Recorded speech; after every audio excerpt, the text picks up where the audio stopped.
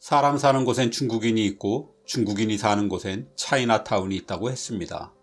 실제로 본토를 떠나 외국에 사는 중국인들은 170여 개국에 6천만 명 이상입니다.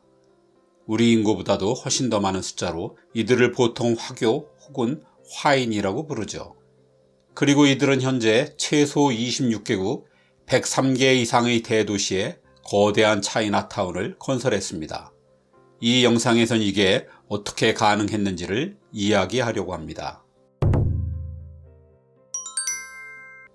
남중국해에 면한 중국 땅엔 복건성, 광동성, 광서자치구, 해남성 등이 있습니다. 6천만 명의 화교들은 대부분 이 4개의 성 출신들입니다. 그중 광동성 출신이 절반이고 복건성 출신들이 35%입니다. 그럼 왜 이 4개의 성에 중국을 떠난 사람들이 집중된 것일까요? 그건 한마디로 생존을 위해서입니다. 이 이야기는 기원전까지 거슬러 올라갑니다. 잘 알다시피 중국을 맨 처음 통일한 진시황은 유교를 무척 증오한 인물이었습니다. 대신 농업을 천하의 근본으로 삼았죠. 그래서 수많은 유학자와 상인들이 화를 피해 피난길을 떠났습니다. 그 장소가 대부분 진시황의 힘이 덜 미치는 중국 남부였습니다. 이때부터 광동, 복건, 광서, 해남성은 중국인들의 단골 도피처가 되었습니다. 단 15년 만에 진나라가 망한 후 중국은 끝없는 왕조 교체에 시달렸습니다. 중국 왕조의 평균 수명은 채 65년이 되지 않았습니다. 왕조가 바뀔 때마다 중국 전역은 전쟁터가 되었습니다. 중간중간 통일왕조를 뿌리채 흔드는 대규모의 밀란도 일어났습니다. 북방민족들 역시 곡식이 떨어지는 겨울만 되면 수시로 만리장성을 넘어 백성들을 괴롭혔습니다. 이럴 때마다 중국인들은 안전지대를 찾아 중국 남부로 마치 끝없는 파도처럼 밀려 들어왔습니다. 특히 몽골의 원나라와 만주족의 청나라가 중원을 차지할 땐 극에 달했죠. 이러니 광동성과 복건성은 늘 농사지을 토지가 턱없이 부족했습니다. 시도 때도 없이 몰려오는 이주민들로부터 재산을 지켜야 하는 토착민들의 텃세도 무척 심했죠. 중국 남부에 자리를 잡지 못한 이주민들은 살 길을 찾아 더 남쪽으로 내려가야 했습니다. 그건 배를 타고 남중국해를 건너 타국으로 가야 한다는 의미였습니다. 그렇게 목숨 걸고 도착한 곳이 가장 가까운 섬으로 최초의 차이나타운이 선 필리핀입니다. 이들이야말로 1970, 80년대 공산화된 베트남을 떠난 보트피플의 원조들이죠. 하지만 중국 땅에서 전란은 끊임없이 벌어졌고 그때마다 이주민들이 바다를 건너왔기 때문에 필리핀도 곧 포화 상태에 이르렀습니다. 그래서 이후의 이주민들은 점점 더 멀리 가야 했습니다. 그렇게 해서 닿게 된 곳이 태국, 말레이시아, 인도네시아 등의 동남아시아 국가들입니다. 타국에서 눈치 보며 살던 중국인들은 16세기 말 유럽 열강들의 아시아 진출이 본격화되면서 새로운 전기를 맞게 됩니다. 중국 이주민들은 농사꾼 출신이 대다수였지만 동남아에선 주로 장사를 하고 있었습니다. 외국인이라 농사지을 토지를 마련하기가 어려워서 현지인들이 기피하는 상업 외엔 딱히 할 수 있는 일이 없어서입니다. 그 덕에 중국인들은 그 누구보다 현지 물정에 밝았습니다. 식민 제국은 이 중국인들을 식민 통치를 위한 중간 관리자로 등용했습니다. 미얀마의 로힝야족에서 보았던 유럽 식민 제국 특유의 갈라치기 통치가 동남아 곳곳에서도 벌어졌던 것입니다. 그러다가 폭발적으로 중국인들이 자신의 나라를 등지는 계기가 만들어지니 바로 1800년대의 아편전쟁입니다. 승리한 영국은 홍콩을 할양받고 광동성과 복건성의 여러 항구들을 개항시켰습니다. 유럽 열강들이 동남아 식민지엔 중국인들의 노동력이 필요한 농장이 부지기수였습니다. 개항된 항구는 치해법권이나 다름없어서 일자리가 필요한 수많은 중국인이 청나라의 간섭 없이 썰물처럼 빠져나갔습니다. 광주, 복주, 하문 등의 개방된 항구를 통해 중국을 떠난 사람 중에는 아메리카와 유럽, 호주 등으로 향한 사람들도 있었습니다. 당시 유럽의 열강들은 노예무역을 중단하면서 설탕, 면화 등 플랜테이션에서 일할 노동자가 부족해 아우성이었습니다. 미국 역시 흑인 노예들이 해방되면서 캘리포니아의 금광과 은광에서 일할 인력이 절실했습니다. 당시 동남아의 광산과 농장에서 일하던 중국 노동자들은 양질의 저임금 노동자로 서구 열강들에게 인기가 높았습니다. 무엇보다 이들은 근면 성실하고 체력도 좋았습니다. 이 점을 눈여겨본 영국인들이 카리브해의 트리니다드 토바고에 있는 플랜테이션으로 중국 노동자들을 보낸 게 서구 진출의 시작입니다. 이 값싼 중국 노동자들은 쿨리라고 불렸습니다. 영국의 추천을 받은 미국 역시 이 쿨리들을 대거 수입해 서부의 광산에 투입했습니다. 이렇게 흑인 노예들을 대신해 선택된 게 중국인인 셈입니다. 이들 역시 동남아에서 일하는 중국 노동자만큼 호의적인 평가를 받았습니다. 무엇보다 이들에겐 성공에 대한 야망이 있었습니다. 돈을 벌기 위해 일도 열심히 했고 무엇보다 말썽을 피우지 않았습니다.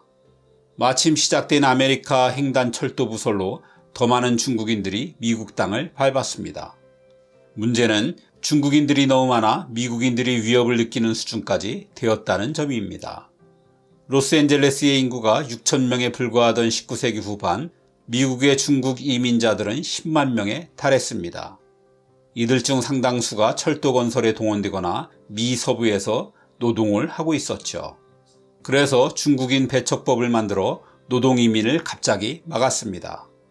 하지만 인력 부족이 계속되었기 때문에 중국인들이 흑인을 대체하듯 일본과 한국 노동자들이 중국 쿨리들을 대체하였습니다. 중국인들이 많아졌다고 남이 나라에서 자신들만 모여 사는 차이나타운을 세울 수는 없었습니다. 차이나타운이 결코 처음부터 계획된 건 아니란 얘기입니다. 16세기에 만들어진 필리핀 마닐라의 차이나타운은 유럽에서 유대인을 분리한 게토나 다름없었습니다. 당시 필리핀을 지배하던 스페인은 중국 노동자들이 너무 많아지자 마닐라의 차이나타운을 두어 스페인의 백인과 섞이지 않도록 했습니다. 18세기 중반에 차이나타운이 들어선 인도네시아는 네덜란드가 지배하고 있었습니다. 이들은 중국인들에게 행정과 징세 업무를 맡겼고 무역과 대금업도 할 수 있도록 했습니다. 식민정부의 앞잡이 역할을 맡았으니 원주민들의 증오가 쏟아지는 건 당연했습니다. 인도네시아 곳곳에서 중국인 학살과 가계 약탈이 벌어지면서 게토 역할을 하던 차이나타운은 방어를 위해 중국인들이 스스로 모여들면서 더 커졌습니다. 말레이시아에서도 혼란이 계속되자 국토 끝의 작은 땅에 중국인들을 몰아넣고 연방에서 쫓아내버렸습니다. 이렇게 억지로 독립하게 된 그 작은 땅은 나중에 싱가포르가 되었습니다. 미국과 영국에서 차이나타운이 만들어진 과정도 동남아와 큰 차이가 없었습니다. 19세기 말 경제 위기가 닥치면서 싼 임금으로 부려먹던 중국인들은 졸지에 일자리 도둑으로 몰리게 되었습니다.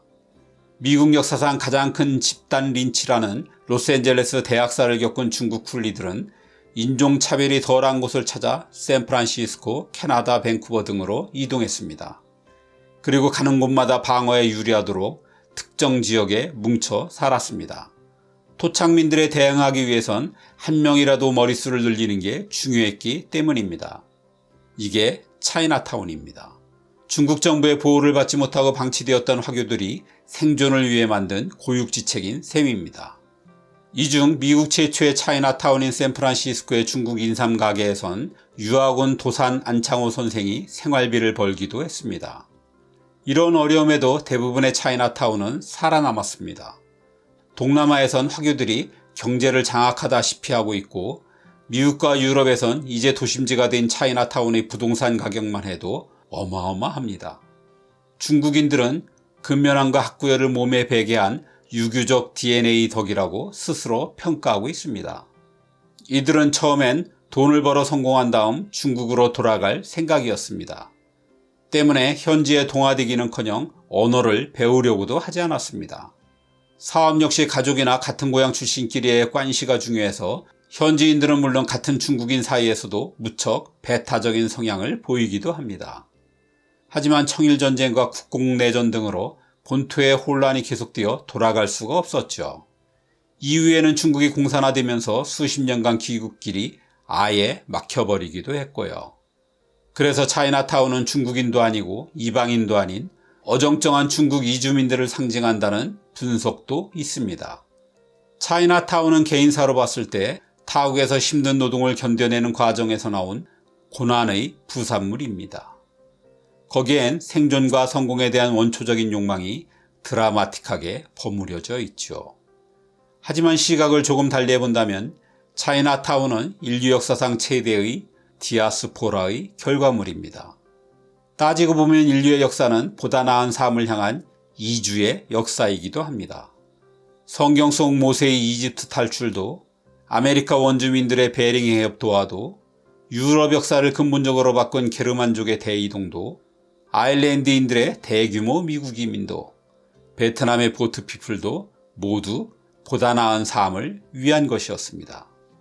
하지만 그 어떤 것도 규모와 역사 면에서 중국인들의 대이주에는 결코 미칠 수 없습니다.